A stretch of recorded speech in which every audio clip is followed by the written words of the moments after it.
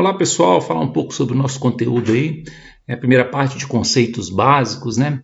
A geometria elementar, também chamada de geometria euclidiana, né? Ela fundamenta assim três, né, entes geométricos, né? Que é ponto, reta e plano, né? Então a gente tem essas representações, né? A gente usa letra maiúscula para ponto, letra minúscula para reta, né? Esse é o alfabeto grego aí para planos, né? E aqui a gente tem a notação, né? O ponto, a reta, que é um conjunto infinito de pontos, né? E o plano. Né? Então, esses são três entes geométricos que a gente tem que saber trabalhar com eles. Né? Então, a gente vai indicar assim, ó, AB, uma reta que passa pelos pontos A e B. Né? Observa que ela tem uma seta para cá e uma seta para cá, justamente para falar sobre essa infinitude da reta, né? Nos dois sentidos. Então, a gente pode usar isso aqui como notação para falar sobre a reta, né? Uma outra coisa que é importante é a gente entender algumas palavras, alguns conceitos que a gente usa na geometria, né? Postulado ou axioma. O que é um postulado ou um axioma? É uma proposição aceita como verdade, né? Sem a necessidade de demonstração. Então, um postulado ou um axioma ele não necessita de demonstração. Por exemplo, quando a gente diz que uma reta, por exemplo, ela é ilimitada nos dois sentidos, né? Então ela não vai ter fim para o lado de cá e não vai ter fim para o lado de cá. Isso é um axioma, né? Então isso aí é uma proposição que ela é aceita como verdadeira e não tem a necessidade nem condições de demonstração, entendeu? A gente aceita. Por um ponto passam infinitas retas, então isso aí também é um postulado, então isso aí é algo que a gente aceita como verdade na geometria. Por dois pontos distintos passa somente uma reta, né? Uma e somente uma reta. Então, por exemplo, você tem o ponto A e B, só tem uma reta que passa sobre os dois, né? Outros postulados. Então, por um ponto não pertencente a uma reta, então aqui está o ponto A, não pertencente à reta R, certo? É possível traçar somente uma reta paralela, que seria, no caso, essa reta S aqui, né? Então, esse é conhecido como postulado de Euclides, na verdade. Então, você tem a reta R e você tem o ponto A. Então, existe uma única reta passando pelo ponto A que é paralela à reta R, né? Então, S e R são paralelas, né? Então, isso é um postulado também. Toda reta que passa por dois pontos distintos de um plano está contida nesse plano, né? Então, você tem um plano aqui, né? Para você visualizar a ideia de plano, pensa assim, o chão aí da sua casa, ele é um plano. Olha para uma das paredes, essa parede ela determina um plano também, né? Então, toda reta que passa por dois pontos. Então, por exemplo, suponhamos que tenha A e B como pontos desse plano alfa aqui, né? Quando a gente liga esses dois pontos formando essa reta aqui, que é a reta R, quer dizer que essa reta, então, ela está contida no plano. Se uma reta tem dois pontos no plano, ela inteira está contida nesse plano, né? O plano também ele é ilimitado, né? Em todos os sentidos aqui, ó. Ele vem para cá, vem para cá, vem para cá, né? Imagina como se aqui fosse um tampo de uma mesa, né? Mas aí a ideia é de que ele vai para todos os cantos aqui indefinidamente, né? Então ele é um ponto O de uma reta divide em duas regiões denominadas semirretas, né? E esse O é denominado a origem dessas semirretas, né? Então, se você pegar um ponto aqui, ó, e se você olhar desse ponto para a direita, você tem uma semirreta, que é isso aqui, né? Ela tem início, mas não tem fim. Da mesma forma que se eu pegar do ponto O para cá, para a esquerda, você tem outra semirreta, que vai ter início no ponto O, que é a origem, né? E não vai ter fim, porque ela vai continuar. Então, isso também é um postulado, né? E aí a notação é essa aqui. Observa que, diferente da reta, a seta aqui, ela está indicando a direção do ponto A, porque a semirreta começa no O. O O é a origem, então começa no O, por isso que não tem seta indicando para cá. Ela começa no O e vai indefinida, passando pelo ponto A aí. Certo? Definição: das dois pontos A e B, né, de uma reta qualquer, denomina-se segmento de reta AB todos os pontos, né, dessa reta que estão entre A e B. A e B, nesse caso, são chamados extremos, né? Então, você tem uma reta R aqui, passando aqui, eu pego o ponto A e o ponto B. Então, todos os pontos que estão na reta entre A e B, ou seja, esse pedacinho aqui, ó, ele é chamado de segmento de reta, né, AB. Então, observe que aqui não tem seta, é só o AB com esse traço em cima, né? Então, ele começa no ponto A e termina no ponto B. E a medida dele a gente pode escrever assim, ó, é a medida do segmento AB. E aí a notação, a A unidade depende daquilo que a gente estiver trabalhando, centímetro, metro e por aí vai, certo? Outra definição, segmentos congruentes, né? O que são segmentos congruentes? Eles têm medidas iguais, né? E reciprocamente, segmentos que têm medidas iguais são congruentes.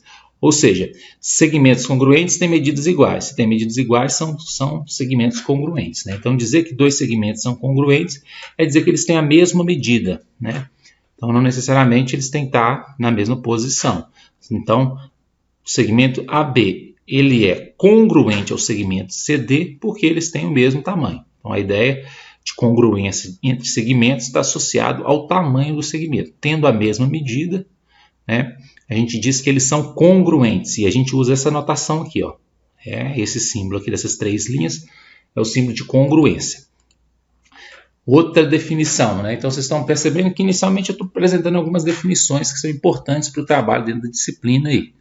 Pontos colineares. O que são pontos colineares? São pontos que pertencem a uma mesma reta. Então, colineares. É uma mesma reta. Então, A, B, C, por exemplo, como são pontos que são todos sobre a letra R, a reta R, eles são pontos colineares. Então, a ideia de pontos colineares são pontos que estão na mesma reta, né? Outra coisa que também a gente pode notar, uma reta pertencente a um plano sempre vai dividir o plano em 2 regiões e essas regiões são chamadas de semiplanos, né? Então, por exemplo, aqui, ó, seja R essa reta que está aqui no plano alfa, né? Então, ela divide o plano em 2 partes. Essa parte cá, que é um semiplano, e essa parte cá, que é um semiplano. Então, qualquer reta, né? Ela divide o semiplano em 2 partes. Então, isso aí é outra coisa que a gente também pode observar. Beleza, a gente tinha falado sobre axioma e postulado. Agora eu vou falar sobre teorema. O que é o teorema? Ela é uma proposição também aceita como verdadeira, porém é mediante uma demonstração. Então, diferente do axioma, do postulado, o teorema, ele é aceito a partir da demonstração. Então, toda vez que a gente trabalha com um teorema na matemática, a gente demonstra esse teorema. E uma consequência, né, um resultado imediato de um teorema é chamado de corolário.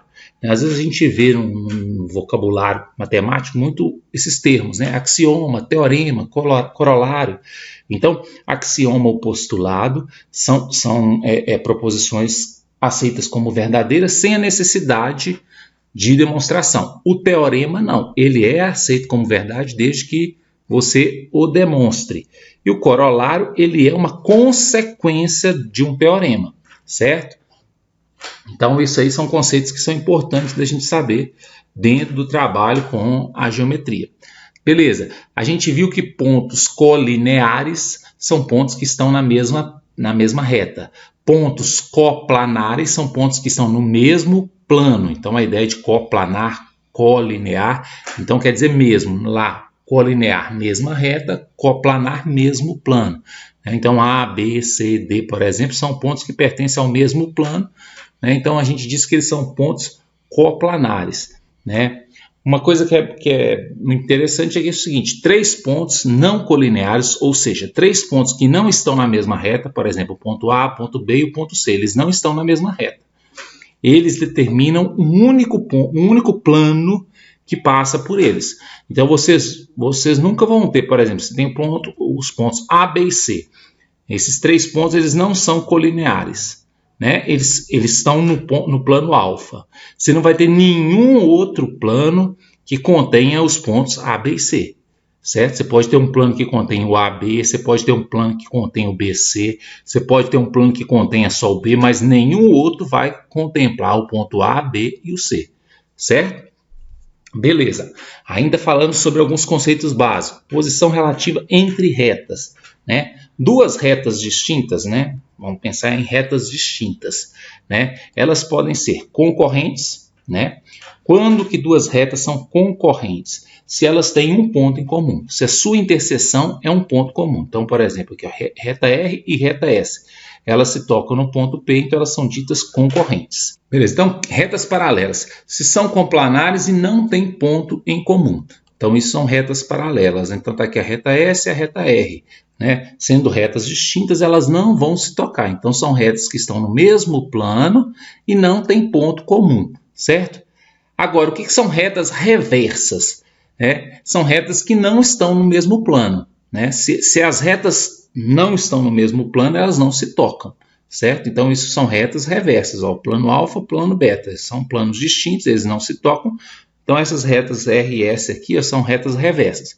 Pode até ser que retas reversas venham a se tocar também. Veja que os planos, né, se cruzem e aí ocasionalmente podem ser que as retas também se toquem. Mas de forma geral, retas reversas são o quê? São retas que não estão no mesmo plano, né? E retas paralelas são retas que estão no mesmo plano e não têm ponto comum, né? Então a gente não pode confundir